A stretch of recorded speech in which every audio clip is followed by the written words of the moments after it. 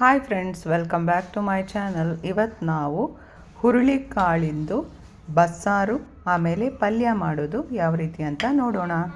ನಾನಿಲ್ಲಿ ಹುರುಳಿಕಾಳು ಸಾರು ಮಾಡಲಿಕ್ಕೆ ಯಾವುದೆಲ್ಲ ಇಂಗ್ರೀಡಿಯೆಂಟ್ಸ್ ತೊಗೋಬೇಕಂತ ಹೇಳ್ತಿದ್ದೇನೆ. ಮೊದಲಿಗೆ 1 ಕಪ್ ಆಗುವಷ್ಟು ನಾನು ಮೊಳಕೆ ಕಟ್ಟಿದ ಹುರುಳಿಕಾಳು ತೊಗೊಂಡಿದ್ದೇನೆ.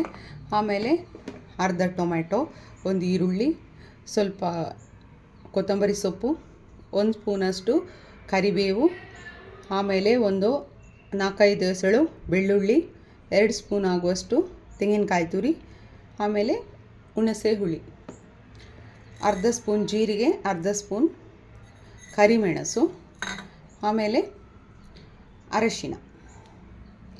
ಇವಾಗ ನಾವು ಯಾವ ರೀತಿ ಮೊಳಕೆ ಕಟ್ಟಿದ ಹುರುಳಿಕಾಳು ಬಸ್ಸಾರು ಮಾಡೋದು ಅಂತ ನೋಡೋಣ.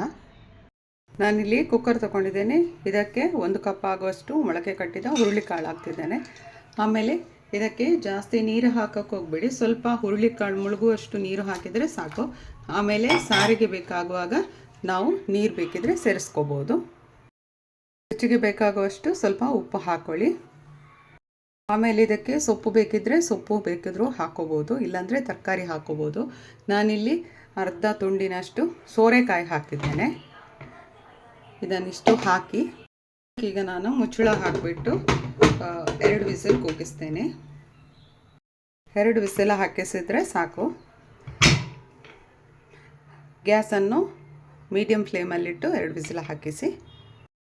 ನಾನೀಗ ಇಲ್ಲಿ ಒಂದು ಪಾತ್ರೆ ತಗೊಂಡು ನಾವು ಆವಾಗಲೇ ಏನು ಇಂಗ್ರೀಡಿಯೆಂಟ್ಸ್ ಎಲ್ಲ ತೋರಿಸಿದ್ದೀನಿ ನೋಡಿ, ಇದನ್ನೆಲ್ಲ ಹುರ್ಕೊಳ್ಳೋಣ. ಸ್ವಲ್ಪ ಇಲ್ಲಿ ನಾನು 1 ಸ್ಪೂನ್ ಆಗುವಷ್ಟು ತೆಂಗಿನ ಎಣ್ಣೆ ಹಾಕಿದ್ದೇನೆ.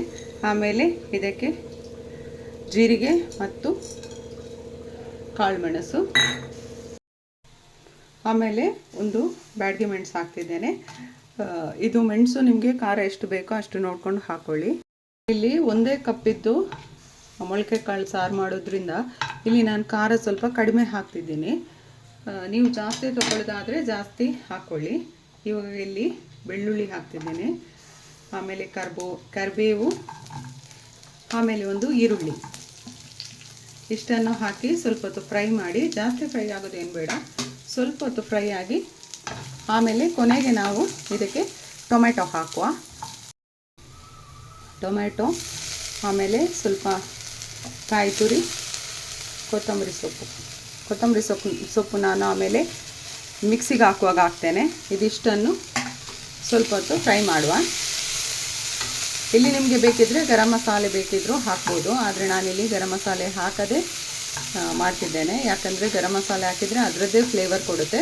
ಹಾಗಾಗಿ ನಮಗೆ ಬರೀ ಬಸ್ಸಾರಿದ್ದು ಫ್ಲೇವರ್ ಬರೋಕ್ಕೋಸ್ಕರ ನಾನಿಲ್ಲಿ ಗರಂ ಮಸಾಲೆ ಹಾಕದೆ ಇಷ್ಟನ್ನೇ ಮಾಡ್ತಿದ್ದೇನೆ. ಇದು ಸ್ವಲ್ಪ ಹೊತ್ತು ಫ್ರೈ ಆದಮೇಲೆ ಸ್ವಲ್ಪ ತಣ್ಣಗಾಗಕ್ಕೆ ಬಿಡಿ, ಆಮೇಲೆ ಮಿಕ್ಸಿಗೆ ಹಾಕಿ ಫೈನ್ ಪೇಸ್ಟ್ ಮಾಡಬೇಕು. ನೋಡಿ, ಇಲ್ಲಿ ಹುರುಳಿಕಾಳು ಚೆನ್ನಾಗಿ ಬೆಂದಿದೆ. ಇದನ್ನು ಇವಾಗ ನಾವು ಒಂದು ಪಾತ್ರೆಗೆ ಸೋಸ್ಕೊಳ್ಳೋಣ. ಸೋಸಿ ಇದರ ನೀರು ಮಾತ್ರ ತೆಗೆಯುವ. ಮತ್ತು ಈ ಹುರುಳಿಕಾಳು ಮತ್ತು ತರಕಾರಿ ಏನಿದೆ ಇದನ್ನು ನಾವು ಪಲ್ಯಕ್ಕೆ ಹಾಕಬೇಕು. ಹಾಗಾಗಿ ಇದರ ನೀರು ಮಾತ್ರ ತಗೋತಿದ್ದೇನೆ. ಇಲ್ಲೀಗ ಮಿಕ್ಸಿ ಜಾರ್ ತಗೊಂಡು ಇದಕ್ಕೆ ಫ್ರೈ ಮಾಡಿರೋ ಎಲ್ಲ ಇಂಗ್ರೀಡಿಯೆಂಟ್ಸ್ ಹಾಕ್ತಿದ್ದೇನೆ.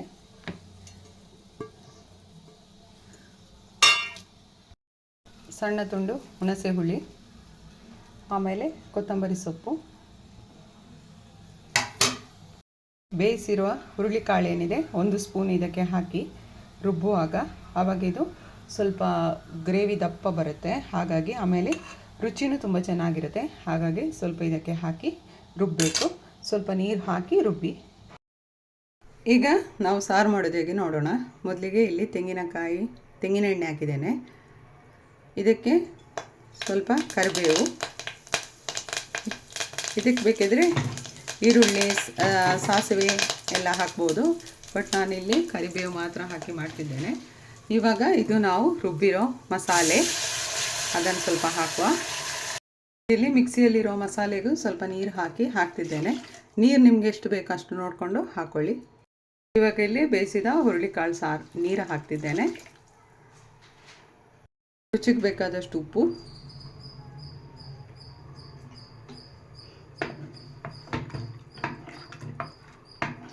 ನೋಡಿ ಇದಕ್ಕೇ ನೀವು ಸೊಪ್ಪು ಬೇಕಿದ್ದರೂ ಹಾಕ್ಕೊಂಡು ಸಾರು ಮಾಡ್ಬೋದು. ಆದರೆ ನಾನಿಲ್ಲಿ ಸೊಪ್ಪು ಹಾಕ್ತಾಯಿಲ್ಲ, ಬರೀ ಸಾರು ಮಾಡ್ತಾಯಿದ್ದೇನೆ. ಇದು ತುಂಬ ಅನ್ನದ ಜೊತೆಗೆ ತುಂಬ ರುಚಿಯಾಗಿರುತ್ತೆ. 1/4 ಸ್ಪೂನ್ ಆಗುವಷ್ಟು ಅರಿಶಿನ ಪೌಡರ್ ಹಾಕ್ತಿದ್ದೇನೆ. ಇವಾಗ ಇದು ಚೆನ್ನಾಗಿ ಕುದಿ ಬರಲಿ, ಅಲ್ಲಿಗೆ ನಮ್ಮದು ಸಾರು ರೆಡಿ ಆಗುತ್ತೆ. ಉಪ್ಪು ಖಾರ ಬೇಕಿದ್ದರೆ ನೀವು ಇವಾಗ ನೋಡಿಕೊಂಡು ಹಾಕೋಬೋದು. ನೋಡಿ ಈ ರೀತಿ ಕುದಿ ಬಂದ ಮೇಲೆ ಗ್ಯಾಸ್ ಆಫ್ ಮಾಡಿದರೆ ನಮ್ಮದು ಸಾರು ರೆಡಿ ಆಗುತ್ತೆ. ಇವಾಗ ನಾವು ಪಲ್ಯ ಯಾವ ರೀತಿ ಮಾಡೋದು ಅಂತ ನೋಡೋಣ. ಪಲ್ಯಕ್ಕೆ ಎಣ್ಣೆ ಹಾಕಿ ಸ್ವಲ್ಪ ಸಾಸಿವೆ, 2 ಮೆಣಸು ಹಾಕ್ತಿದ್ದೇನೆ, ಸ್ವಲ್ಪ ಕರಿಬೇವಿನ ಸೊಪ್ಪು, ಜಜ್ಜಿದ ಬೆಳ್ಳುಳ್ಳಿ, ಒಗ್ಗರಣೆಗೆ ಇಷ್ಟು ಹಾಕ್ಕೊಂಡು ಇದು ಸ್ವಲ್ಪ ಹೊತ್ತು ಫ್ರೈ ಆಗಲಿ. ಇಲ್ಲಿ ಅರ್ಧ ತುಂಡು ಈರುಳ್ಳಿ ಹಾಕ್ತಿದ್ದೇನೆ,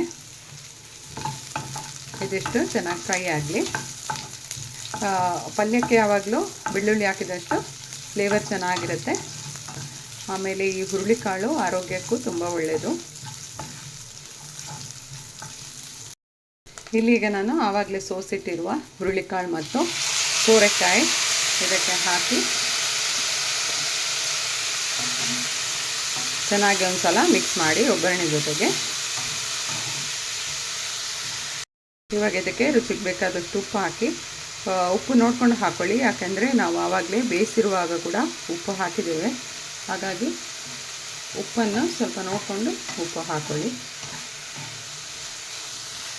ಇವಾಗ ಇಲ್ಲಿ ಇದಕ್ಕೆ ಸ್ವಲ್ಪ ಕಾಯಿ ತುರಿ ಹಾಕ್ತಿದ್ದೇನೆ. ಕೊನೆಯದಾಗಿ ಸ್ವಲ್ಪ ಕೊತ್ತಂಬರಿ ಸೊಪ್ಪು ಹಾಕಿದರೆ ನಮ್ಮದು ಪಲ್ಯ ರೆಡಿ ಆಗುತ್ತೆ.